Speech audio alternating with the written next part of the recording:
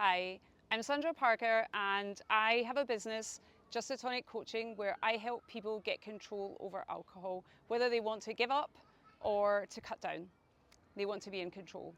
And one of the questions that I get asked a lot is, why do I end up drinking when I get home from work, when I finish work, when I wake up in the morning and I tell myself I don't want to drink, right? And that is a question that puzzles a lot of people, because here's what happens.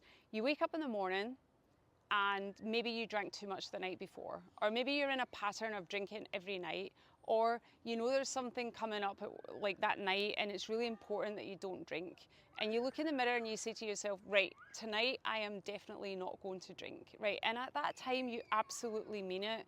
Like, there's no doubt in your mind that you're going to not drink that night. So how does it end up that when you get to bed there's an empty bottle of wine and you've drank it again? Here's what happens. We can logically, consciously want to not drink, right? But, and this is what the alcohol companies won't tell you, alcohol is a highly addictive substance. And when you're in the pattern of drinking, you will have very strong patterns of behavior and you'll have strong subconscious beliefs that are keeping you stuck.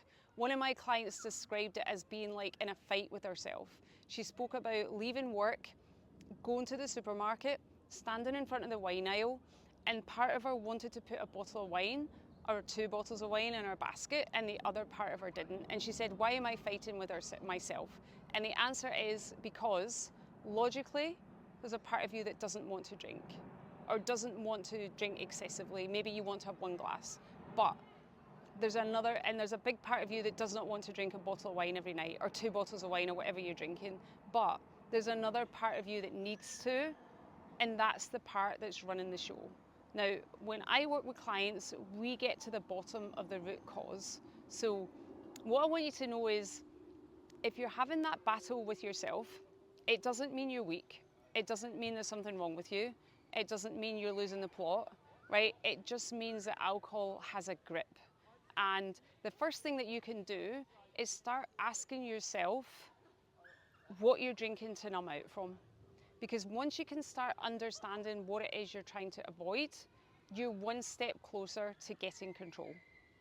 If you find this helpful, please subscribe to my channel and you'll see lots of videos about the different ways I've helped people over the last 7 years. Thanks.